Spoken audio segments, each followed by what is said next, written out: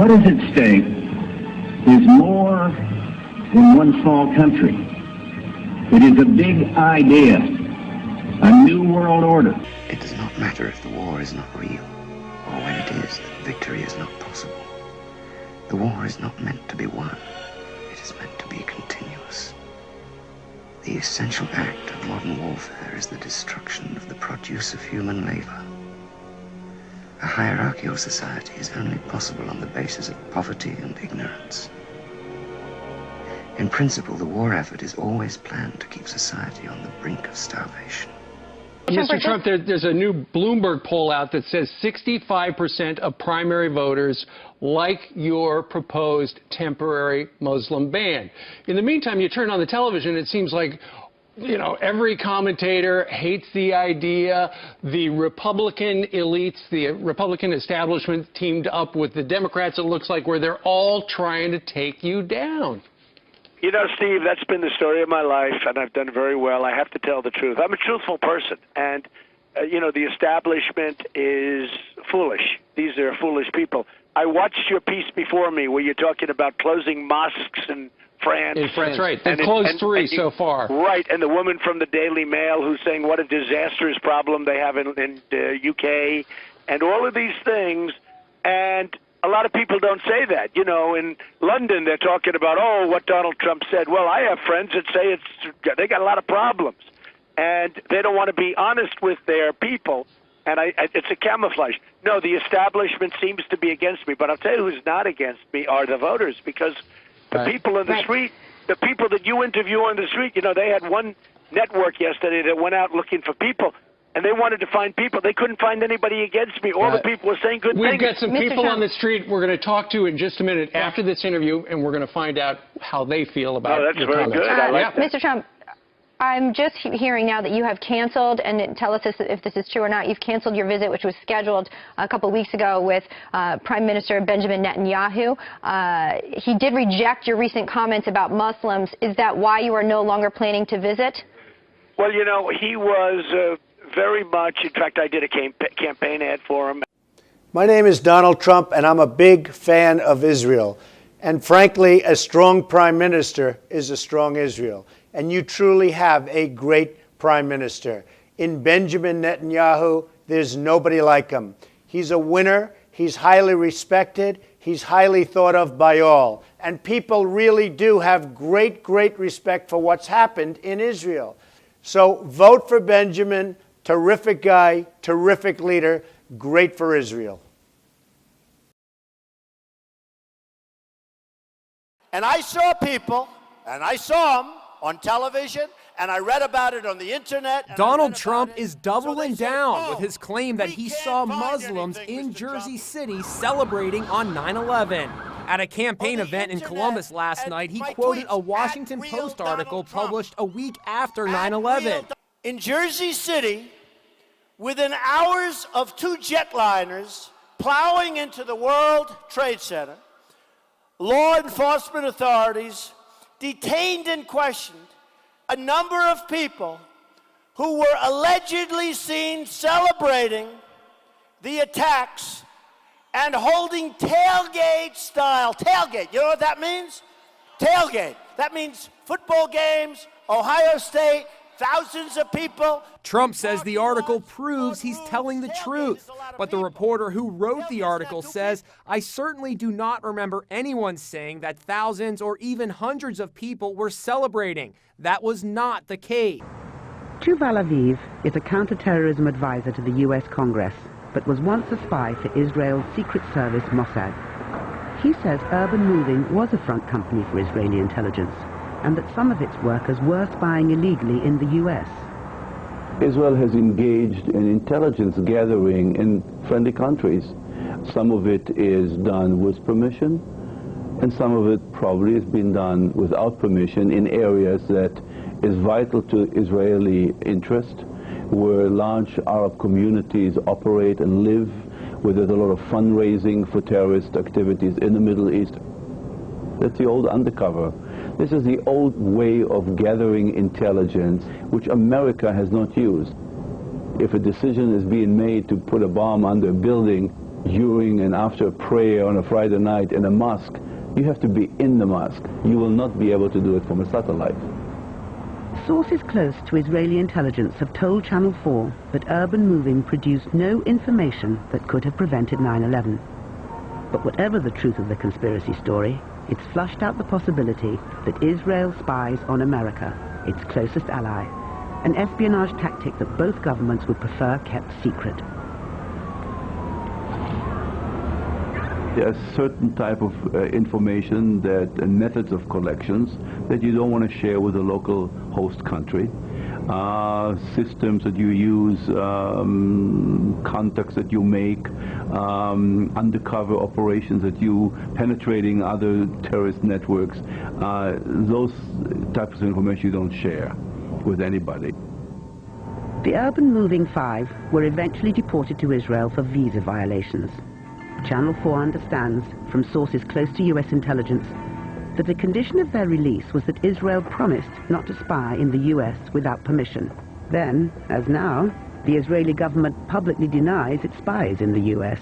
You know, in 1995, I wrote a book called Fighting Terrorism, and I said that if we don't arrest the tide of Islamic militant terrorism, militant Islamic terrorism, then the next thing that will be is not a car bomb in the World Trade Center, but a nuclear bomb.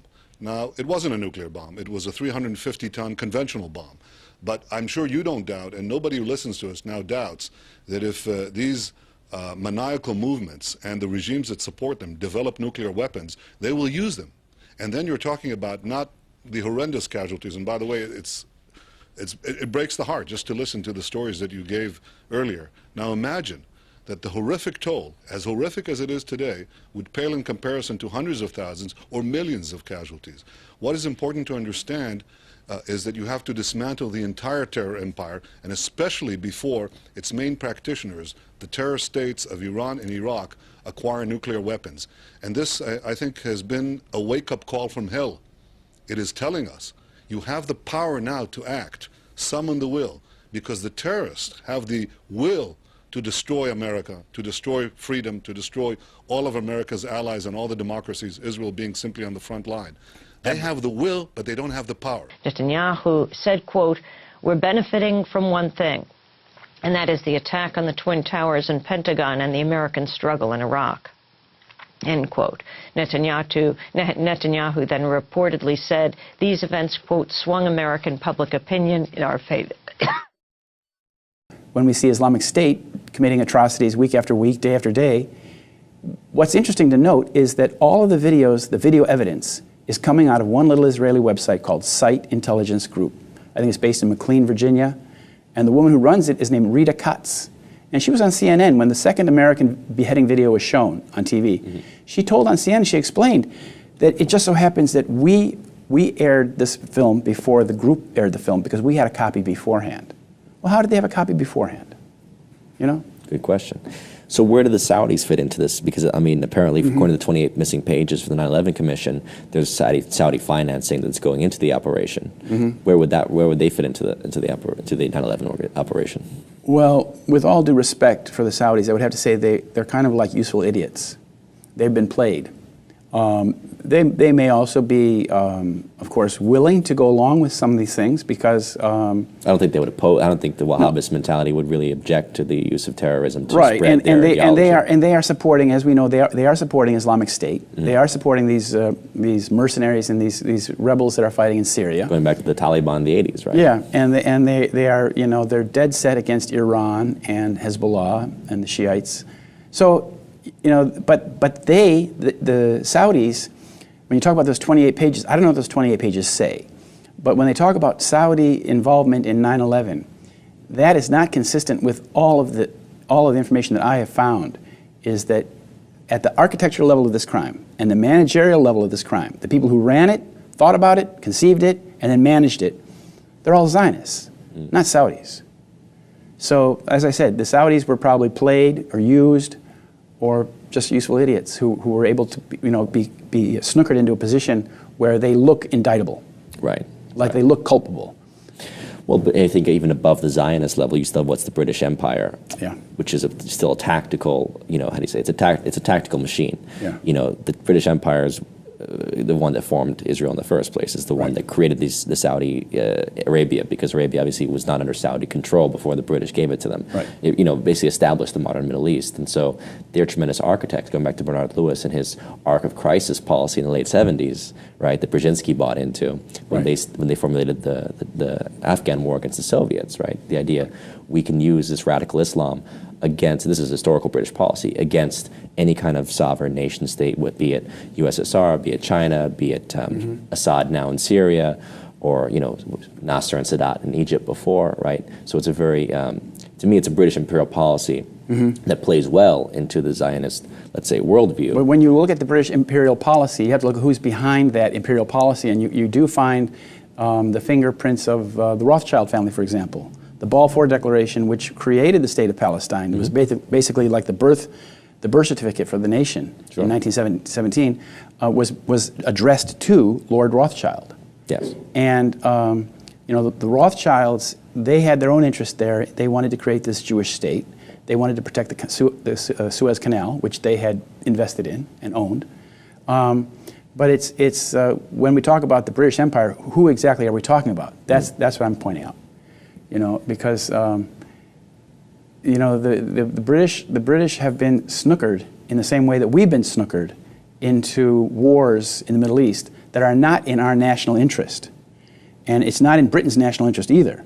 Well, again, that's the problem with empire. You lose your national interest when you become an empire, right? That's the whole point, is that you get caught up in these games that really destroy your nation, your industrial policies, for example, that might raise your working class. That all gets destroyed in the process of building. But you have to look at who is the brain behind the empire. Like, for example, now we have this Ukraine crisis. Well, how did we get in this Ukraine crisis? We got into it because of the actions of Nuland, Victoria Nuland. She's married to Mr. Robert Kagan. Who brought us the war in Iraq, basically. The PNAC document you referred to that said that the United States should invade and occupy Iraq whether Saddam Hussein is on the throne or not. That was in 2000, right? Well, now she comes along and she's the one who brought us the crisis in Kiev. She supported it, and then she said they had been pumping billions into the and two weeks before the government was overthrown, the elected government was overthrown, she was already naming who would be the prime minister. So I mean, it's like this is not an American empire. This is an American empire with a foreign brain, if you will, with a foreign agenda at the top. So it's very destructive of our nation. It's destructive of everything this nation stands for. And we are enslaved. We are enslaved to that deception that began on 9/11. And if we don't free ourselves from the deception of 9/11, if we don't understand that this is all based on deception, then we will remain enslaved to it. And he's a good man, but I didn't want to put him under pressure. He said we have a meeting, and he looks forward to the meeting and all of that, but I didn't want to put him under pressure, number one. I also did it because I'm in the midst of a very powerful campaign that's going very well, and it was not that easy to do. So I would say lots of different reasons. I could have done it. It was semi-scheduled, but I decided I'd really focus on this. I was the Grand Marshal of the Israeli Day Parade when it was a very, very tough time for Israel, and I have a lot of Israel friends and a lot of support, a lot of friends from Israel, and a tremendous amount of support from the people of Israel. And believe me, I think that the worst thing that's ever happened to Israel happens to be Barack Obama. That I can tell you. So all I'm doing is postponing it, and I think that was the better alternative. That brought us low economically, morally. We went to war against a guy who had absolutely nothing to do with 9/11. It was a total pretext. It's inexplicable. And there you go to Cheney, there you go to Bush, there you go to the Jewish neocons who wanted to remake the world. Maybe I can say that because I'm Jewish, and to bring about a certain result in the Middle East. I'm not really sure that you can. Okay. I'm not really sure that you can. Go ahead. It'd be much worse if a Southern Baptist said that. But no sensible man is ever going to join your army and risk getting killed unless there's a strong reason. And that's fear. And we knew how to create it.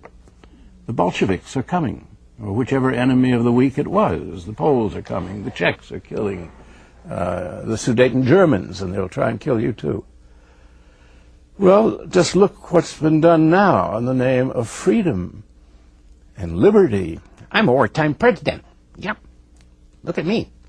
Well, the wartime president, it's not a matter of if they strike, it's when. Could be next Tuesday. I've heard that from the president's lips. The fear is constant, and it's just, for instance, every child of 9 outside the United States knows that Saddam Hussein had nothing to do with Al-Qaeda and nothing to do with Osama bin Laden. As a matter of fact, the two men despised each other. Every day for months, one day it would be the vice president, the next day it would be the president, saying how Saddam Hussein, we got to get him. We got to get him because of 9/11. We got to take care of evil all over the world. Bring him back dead or alive. Now, if the people hear that from what they assume is their president, elected president, they're bound to believe it's bound to, there's some residue that stays in people's heads. They can't keep lying all that much. And so, with terror, they have been able to come up with the USA Patriot Act, which nobody seems to be able to get their hands on. I can't find it. Bits of it we get, but that's about all, which shreds our civil liberties. And we're now at war with just about everybody. We're talking about possible strikes against Iran, North Korea, Syria. We have gone barbarous. We have gone back 2,000–3,000 years in human history to almost pre-Roman times. And the rationale among themselves is we got to have that oil. Well, the money we spend on a war, we could develop an alternative to fossil fuels. It's not that far away in the future. But we don't. We prefer the wars. Now, we can do it if we're wrong, Alex. You apologize. I'd apologize if I was wrong. But they were celebrating, and they were celebrating the fall of the World Trade Center. I think that's disgraceful.